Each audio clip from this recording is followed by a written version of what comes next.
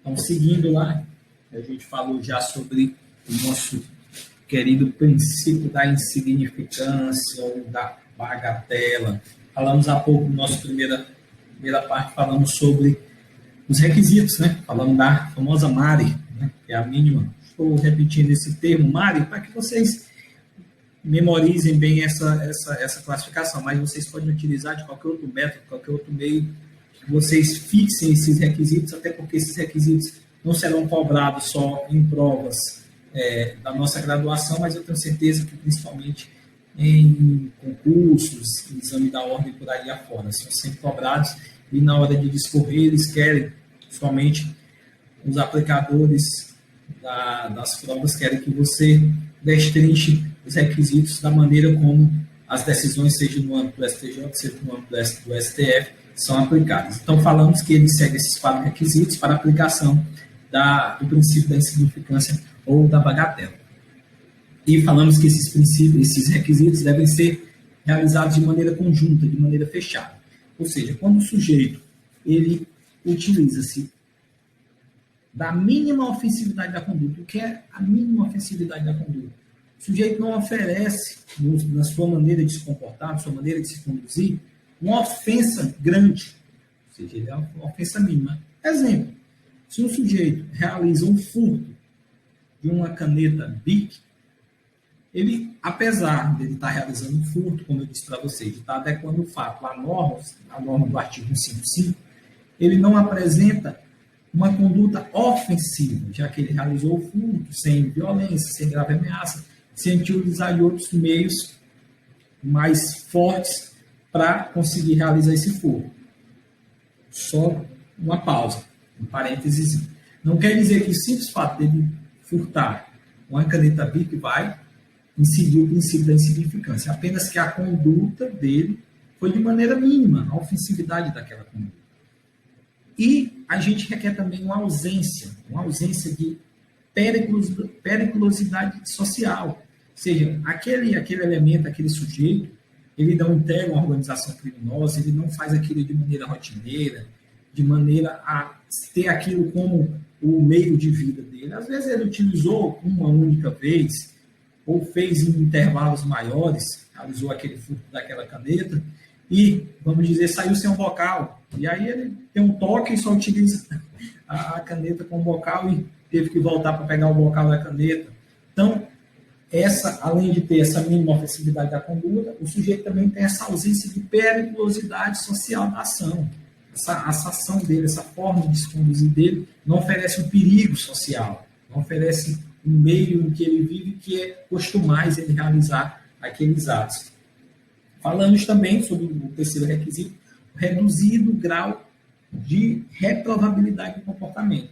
Um exemplo maior disso é o furto de um biscoito de uma grande rede de supermercado. Volto a dizer para vocês, apesar do tipo se adequar à norma, o fato de se adequar à norma, aquele comportamento dele pode ser tido como não reprovável, já que ele praticou aquele furto para saciar sua fome, saciar a fome do seu filho, saciar a fome de sua esposa ou de um ente querido. Então, aquilo pode ser visto, seja pelo meio, como algo não tão reprovável, apesar de ter realizado o furto, mas não tem um caráter tão reprovável como outros tipos penais realizados. E, por último, a inexpressividade do bem jurídico. Então, um biscoito de R$1, R$1,50, pode ser inexpressivo com a grande rede de supermercados. Mas, como eu volto a dizer para vocês, esses requisitos devem ser tidos como conjuntos. Às vezes ele roubar furtar R$5 de um vendedor de picolé, às vezes o único apurado que aquele cidadão teve no dia, não podemos ter isso como uma inexpressividade do bem jurídico. Ele atingiu o bem jurídico, o patrimônio daquele vendedor de picolé, daquele vendedor de algodão doce, que só conseguiu durante aquele dia R$5. Então, pode parecer pouco com a grande rede de supermercado, aí sim, o caráter inexpressivo do bem jurídico, do patrimônio que atingiu aquela rede de supermercado, mas pode ser considerado alto para aquele vendedor de picolé, para aquele vendedor de algodão doce. Então, espero que vocês tenham compreendido isso, que esses requisitos têm que estar aplicados em conjunto. E não é o simples fato do valor do bem, da forma como foi feita a conduta, não. Eles devem ser feitos de maneira escalonada, apesar, como eu disse a vocês na nossa primeira parte, que a doutrina entende que um elemento puxa o outro. Se é mínima a ofensividade, logo está ausente a periculosidade social da ação, logo é reduzido o grau de reprovabilidade, logo é inexpressiva inexpressivo o bem jurídico atingido. O bem jurídico atingido é inexpressivo, ou seja, não atingiu tanto o patrimônio, não atingiu tanto a honra, ficou de maneira menor. Mas a jurisprudência não. A jurisprudência entende que os 4 requisitos devem estar em conformidade, em conjunto. E seguimos falando já sobre aplicação do princípio da insignificância em casos concretos. Vocês vão observar, e eu peço que já que vocês façam esse trabalho de pesquisa dentro da jurisprudência do nosso Supremo Tribunal Federal, do nosso STJ, nosso Superior Tribunal de Justiça, que eles às vezes conflitam. Um entende de uma forma, outro entende de outra. Mas eu trouxe para vocês aqui, até para que vocês tenham como exemplo, posteriormente dei uma pesquisada sobre o tema, de algumas decisões recentes que tendem a levar de uma maneira de regra quanto à aplicação ou não do princípio da insignificância ou da bagatela em alguns crimes. Então, exemplo, o crime contra a ordem tributária. Crime contra a ordem tributária, crime de descaminho, crime de apropriação indébita previdenciária, crime de sonegação fiscal, existe um lançamento tributário. Quando você pratica aquele crime, o fisco, o leão, né, ele tem um período que ele deve lançar aquela sonegação, aquele descaminho, aquela apropriação indébita previdenciária no sistema, a fim de que realmente tenha a consumação daquele tipo penal. Logo, tanto o STJ como o STF entende que é sim cabível no crime de descaminho, ou seja, os crimes contra a ordem tributária, descaminho, apropriação indébita previdenciária e sonegação fiscal, desde que respeitado o valor das ações fiscais. Salvo engano, a última atualização é o valor de R$20.000 no âmbito federal, para que sejam movidas as ações no âmbito fiscal. Entende-se que se o valor for abaixo disso ou igual a esse, não se aplica o tipo penal e aplica-se o princípio da insignificância, levando em conta os requisitos anteriormente falados pela gente. Falando sobre contrabando, então, exemplo, cigarro.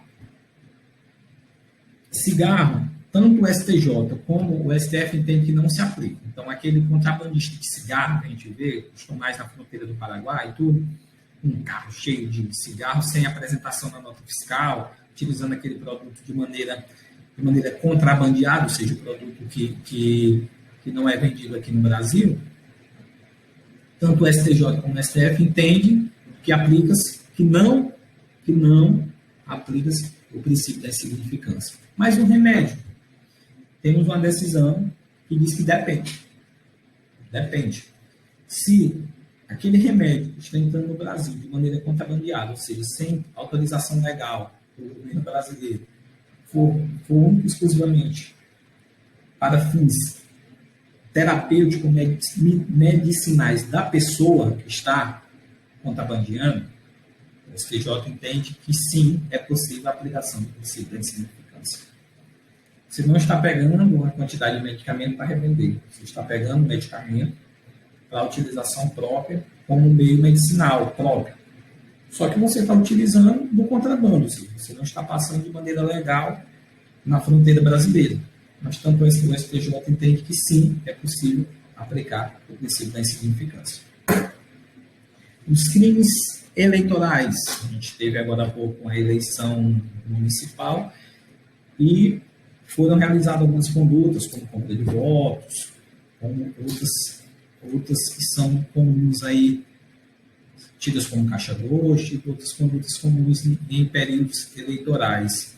E entende o nosso TSE, nosso Tribunal Superior Eleitoral, que não se aplica-se o princípio da insignificância nos crimes eleitorais, até porque, se você considerar a aplicação do princípio da insignificância nos crimes eleitorais, você está tentando contar a lisura do pleito eleitoral. Então, em razão disso, a gente afasta o princípio da insignificância. Crimes contra a administração pública.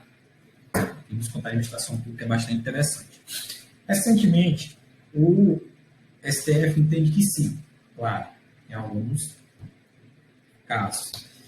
Teve um caso muito peculiar que foi julgado, que eu posso citar para vocês como exemplo. Deixa eu até citar aqui para vocês o HC, que foi dado pelo nosso Supremo Tribunal Federal. O HC 11.23.88 foi julgado pela nossa segunda turma. Ele é de 2012.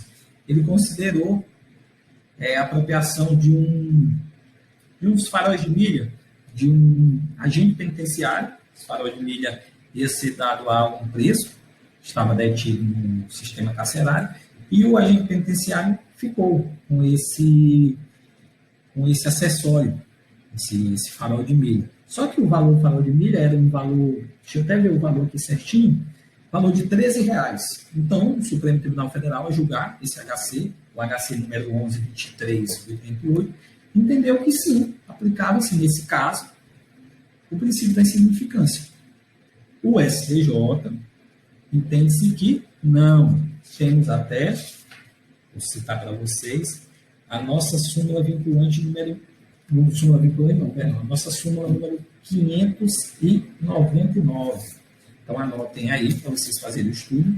A nossa súmula vinculante número 599 do STJ.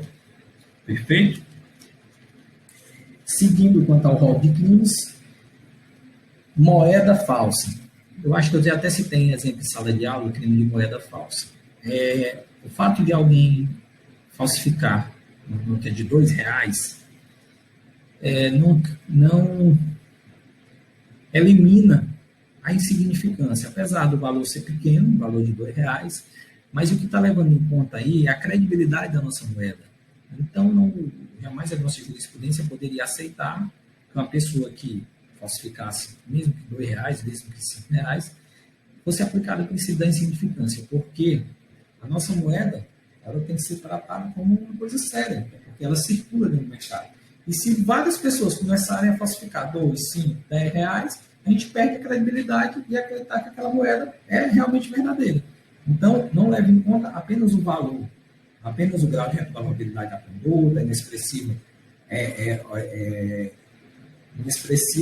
atingimento ao bem jurídico, mas sim o caráter do que está sendo protegido. Está sendo protegido a nossa moeda, a nossa segurança, que já que a nossa moeda circula em todo o Brasil, a gente tem que ter uma credibilidade quanto a ela e não poderíamos permitir que o simples fato de porque esses R$2, R$5 fosse aplicado a princípio da insignificância. Porte de drogas para uso pessoal. Porte não, posse de drogas para uso pessoal. Eu vejo que alguns estudantes de direito, ou até mesmo profissionais de direito, dizem que o crime de posse de drogas foi revogado. Hoje não existe mais esse crime, mas existe. Ele não é tratado de maneira com privação à liberdade, mas com outras medidas alternativas. Então, há sim, dentro da nossa legislação, já foi considerado constitucional pelo nosso próprio Supremo Tribunal Federal, o crime de posse de drogas. No entanto, existe essa divisão, como eu disse a vocês. O Supremo entende que não incide o princípio da insignificância sobre a posse de drogas para uso pessoal. Já o STJ, em 2012, entendia que sim, mas em 2017 ele passou a entender também que não, junto com o Supremo Tribunal Federal. Então, até aqui, tanto o STF como o STJ entende que não incide o princípio da insignificância, o fato de você estar portando drogas para uso pessoal.